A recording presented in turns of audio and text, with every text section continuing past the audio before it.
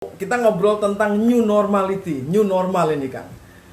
Ini banyak orang pengen tahu ini sebenarnya apakah ini benar-benar normal atau ini sebenarnya abnormal yang mencoba dipahami bahwa oke deh karena ini seperti ini jadi kita pura-pura normal aja sih. Gimana sih gitu Kang kalau Kang Maman lihatnya?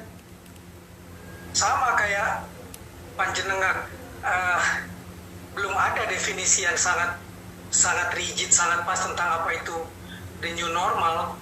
Orang masih meraba-raba terus, artinya normal kembali atau ada normal yang baru. Kalau normal kembali kan dari kemarin normal, masuk sekarang 3 bulan terakhir ini tidak normal, kita kembali seperti dulu lagi. Tapi menurut saya nggak mungkin untuk kembali seperti dulu. Sama seperti 200 tahun lalu ketika Tambora meledak, Tambora membuat dunia berubah, tidak cuma secara lokasi tapi juga geopolitik. Lalu tahun 1900-an pandemi flu Spanyol juga terjadi. Itu terjadi the new normal, tapi bukan berarti kembali ke normal sebelumnya, muncul hal-hal baru. Tahun ketika Tambora meledak, Eropa cuma ada satu musim dingin, tidak ada lagi musim panas saat itu. Tumbuh-tumbuhan mati, kuda-kuda tidak dapat rumput, kuda mati, sehingga new normalnya lahir kendaraan baru. Ya. Akhirnya ditemukan sepeda. Kang Maman. 1900-an. Ya, tapi kemudian publik mau tidak mau harus menerima kondisi itu ya Kang ya? Nggak bisa menolak. Nggak bisa menolak bahwa akan ada perubahan, ada disrupsi, ada sejumlah pekerjaan hilang, ada sejumlah pekerjaan baru muncul kembali, dan mudah-mudahan kita ketemu orang-orang luar biasa yang menciptakan sesuatu yang baru, yang sifatnya revolusioner. Entah itu berkaitan dengan digital, tentang virtual, tentang pekerjaan-pekerjaan baru. Tapi mudah-mudahan ada, seperti halnya kejutan lahirnya dari kita mengandalkan tenaga hewan menjadi lahir sepeda. Ketika Tambora, ketika 1900-an perang itu kemudian orang bersatu, lahirnya Liga Bangsa-Bangsa. Setelah virus Spanyol, flu Spanyol, mudah-mudahan sekarang lahir lagi sesuatu yang baru yang menurut saya sangat penting, bahwa virus ini membuat kita untuk berpikir tentang gak ada yang bisa kita selesaikan bersama-sama sendiri-sendiri. Ya, Kang, Harus tapi bersama. kita tahu harga yang harus dibayar adalah jatuhnya korban jiwa. Bagaimana kita memaknai ini, Kang? Saya nggak tahu, nggak bisa memaknai lebih jauh lagi selain bicara sejarah, bahwa kok setiap satu abad itu ada hal-hal seperti ini ya. Dan selalu Indonesia, Hindia, Belanda itu bagian dari yang terkena. Kita tinggal di lingkar, di cincin api yang sudah menjadi takdirnya kita sebagai bangsa, bahwa ada korban. Iya, tugas bangsa, tugas negara saat ini adalah meminimalisir korban. Itu yang tidak boleh tidak. Dan yang kedua, setelah nanti kita menganggap muncul new normal, bagaimana kemudian luka-luka karena kehilangan itu, duka-duka karena kehilangan itu bisa kita hapus bersama-sama, nggak bisa dibiarkan sendiri. Sekarang saja saya masih menganggap kita masih di era fear zone, betul, masih di zona ketakutan. Belum melangkah ke learning zone, masih belum banyak orang yang mau belajar dari peristiwa ini misalnya. Apalagi nanti mau langkah ketiga, ke growth zone yang menurut saya itulah new normal. Masih bisa tumbuh di kondisi telah terjadi peristiwa yang cukup merenggut nyawa banyak manusia. Jadi masih sampai hari ini masih banyak orang yang di fear zone aja, lebih banyak takutnya, tapi juga takut yang kayak orang makan cabai. Takut ya pedes ya dimakan terus, udah takut dilarang keluar rumah ya di luar rumah. Masih juga datang ke pasar-pasar kan. Nah, itu hal-hal yang juga kita catat, Kang. Di satu sisi ada orang yang menjaga diri dan menjaga orang lain, tapi di sisi yang lain ada orang yang tidak melakukan itu. Nah, ini kan bikin gemes ini. Setuju, tapi kalau dari dulu lebih banyak orang yang tidak patuh, kayaknya udah kiamat ya. Saya masih selalu punya optimisme bahwa lebih banyak orang yang patuh. Dan mudah-mudahan lebih banyak orang yang patuh ini makin banyak sabarnya, kemudian bisa jadi contoh dan tidak gampang sumbu pendek. Misalnya seperti ini, ketemu orang di jalan yang tidak pakai masker, iya jangan kemudian ditampar, jangan kemudian diajak berantem. Iya nggak akan selesai masalahnya.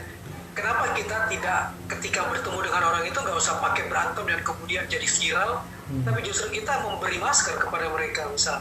Kita yang memberikan contoh seperti itu, karena yang jadi viral adalah ketika ada orang ngeyel dihadapi dengan cara yang sama ngeyelnya.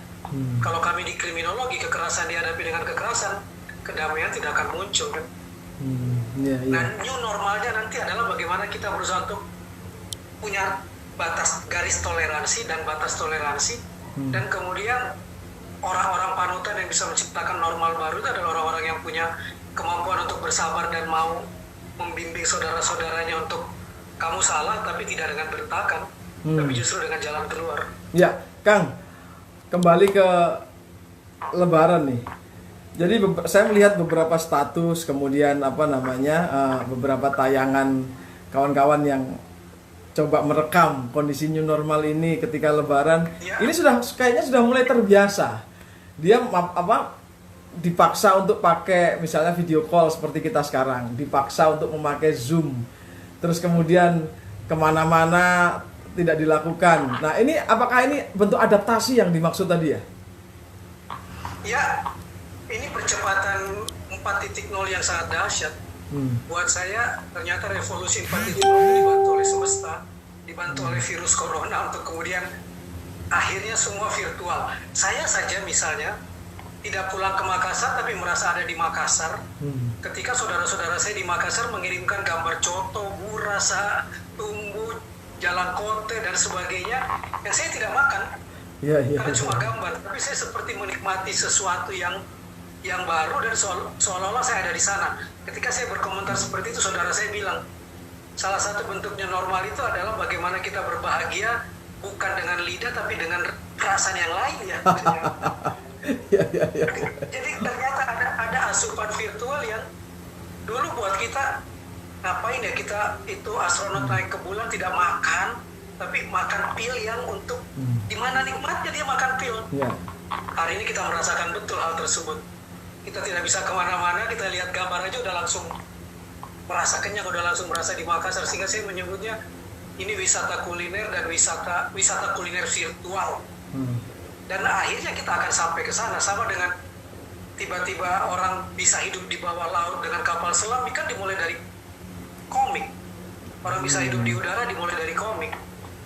Hebat ada orang-orang yang mampu berpikir sejauh itu, imajinasikan seperti itu, tapi ada orang yang terpaksa harus menciptakan sesuatu yang baru karena dorongan semesta seperti ini, seperti COVID. Kang, jadi satu hal tapi yang tidak awalnya menjadi perdebatan tapi kemudian dimaklumkan itu misalnya sholat Jumat. Kita nggak ngomong agama ya, tapi sholat Jumat yang wajib, kemudian bisa dilakukan di rumah gitu. Terus kemarin rame-rame sholat Idul Fitri juga begitu. Tapi sebagian ada yang tetap melaksanakan di sana. Ini pergeseran apa Kang kalau kita akan melihatnya nih? Saya sih nggak melihat pergeseran, saya cuma melihat bahwa apa yang ada di dalam Alkitab, apa yang ada diajarkan di kita, akhirnya terbukti bahwa pada situasi yang mendesak, yang wajib pun bisa tidak dilakukan. Dalam situasi yang mendesak, yang sunnah muakkad kalah oleh yang sifatnya demi keselamatan, yang sifatnya wajib. Ada yang lebih wajib dari sekedar menjalankan ibadah tapi menyelamatkan manusia itu sendiri misalnya. Jadi dulu kita menganggap jika terjadi maka boleh dilaksanakan. Kali ini dikasih contoh betul. Itu satu. Dan yang kedua, ada hal yang menarik yang kadang-kadang kita lupa bahwa salah satu sifat Allah itu kan adalah memaksa. Kita kan selalu cuma Ar-Rahman, Ar-Rahim, tapi kita tidak pernah membayangkan sifat Allah yang maha memaksa. Akhirnya hari ini kita betul-betul ketemu dengan sifat Allah yang maha memaksa. Memaksa kita untuk akhirnya kita tidak sholat Jumat yang wajib itu, boleh dilaksanakan di rumah. Akhirnya kita Idul Fitri di rumah masing-masing. Lahirlah khotib-khotib baru yang dulu ketika melamar bilang saya siap jadi imammu. Nah sekarang diuji. Iya iya iya iya. Tapi kul huwallahu ahad masih tetap populer tuh, paling populer. Dan nanti cari pembenaran bahwa kalau kamu menguasai kul huwallahu ahad dan wal asri, maka kamu akan memahami tentang kehidupan ini. Iya iya. Cari pembenaran. Tapi paling tidak hak memaksa itu dibuktikan hari ini oleh Allah, dan hak memaksa itu haknya Allah juga. Oke. Kita tidak bisa apa-apa. Kang, kita tahan di sini dulu. Kita lihat di komentar.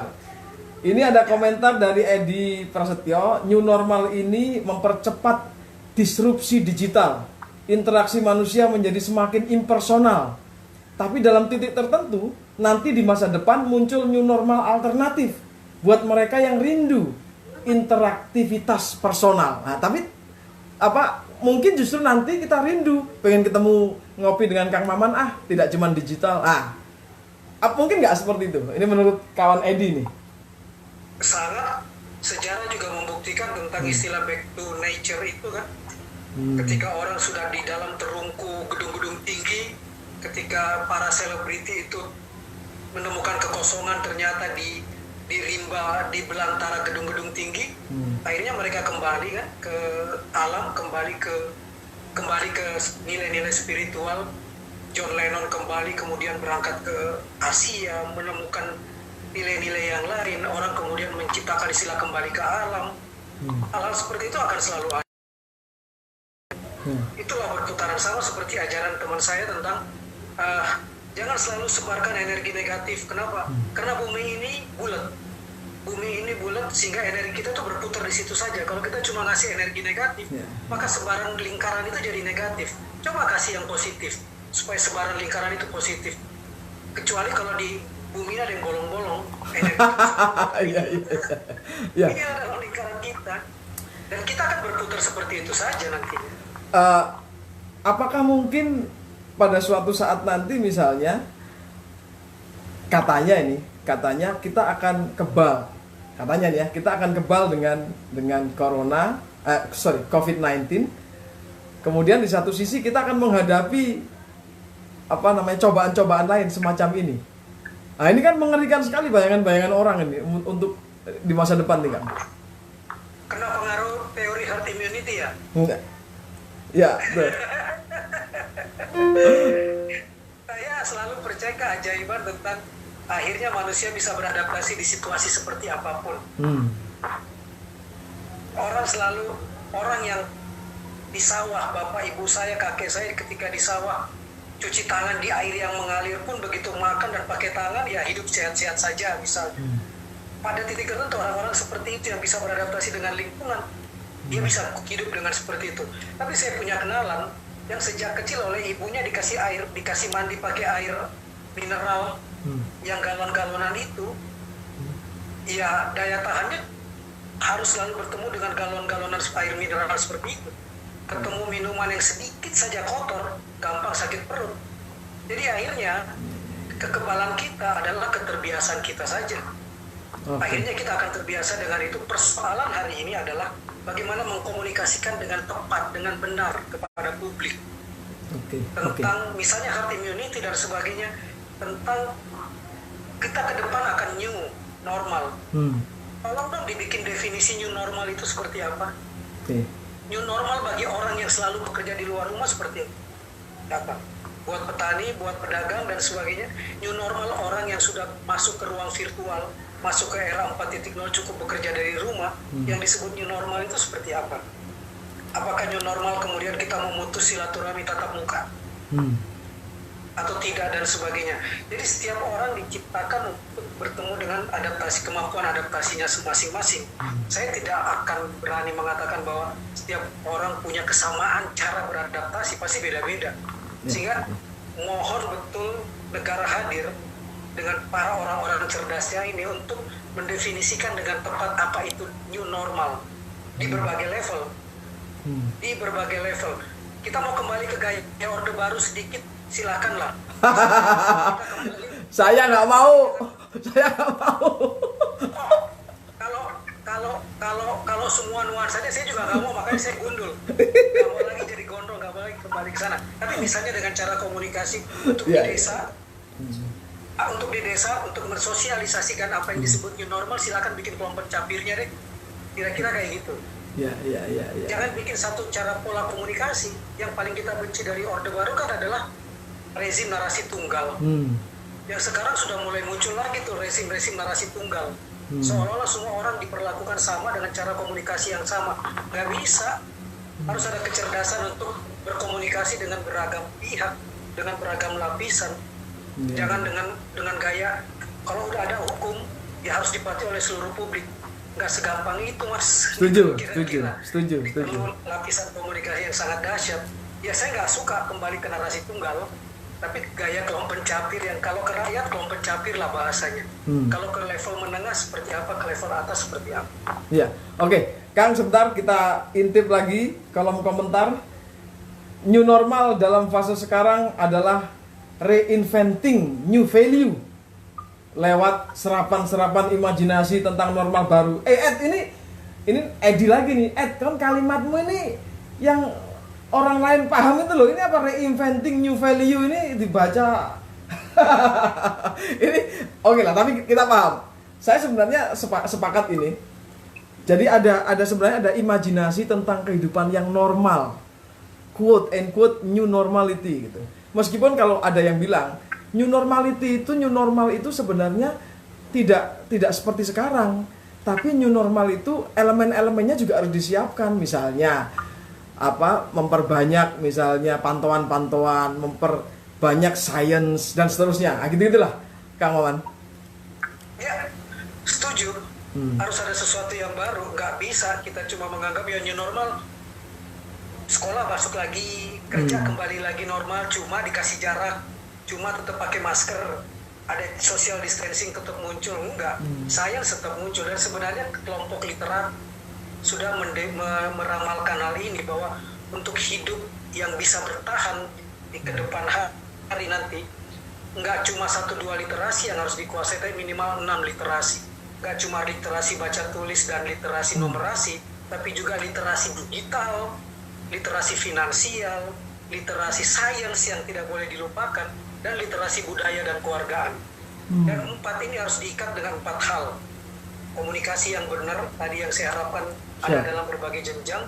Tidak lagi bisa hidup sendiri, kita harus berkolaborasi betul. Dan orang yang paling hidup adalah orang yang kreatif. Disrupsi akan terjadi besar-besaran, tapi yang tidak bisa digerus dalam disrupsi adalah kreativitas. Tapi yang jauh lebih penting yang nggak boleh dilupakan, critical thinking, tetap kritis dalam berpikir, sehingga nanti kita akan menuntut betul pemerintahan yang tidak takut dengan orang-orang kritis misalnya. Bahkan orang kritis adalah bagian dari kekuasaan itu sendiri, bukan begitu berbeda langsung dimusuhi, begitu berbeda langsung kalau nggak A pasti dia B. Udah nggak bisa seperti itu. New inventing dan sebagainya itu menurut saya seperti itu. Nah itu yang harus siap semua lapisan, sehingga orang bilang Tambora itu tidak cuma membuat bumi bergeser, tanah-tanah bergeser, tapi geopolitik pun terjadi perubahan yang sangat dahsyat. Oke, Kang Maman. Ya. Setiap pesta harus berakhir. Saya terima kasih sekali Kang Maman hadir di obrolan kita hari ini. Saya tadi kelewatan belum minal aidin wal faidin untuk Kang Maman dan keluarga.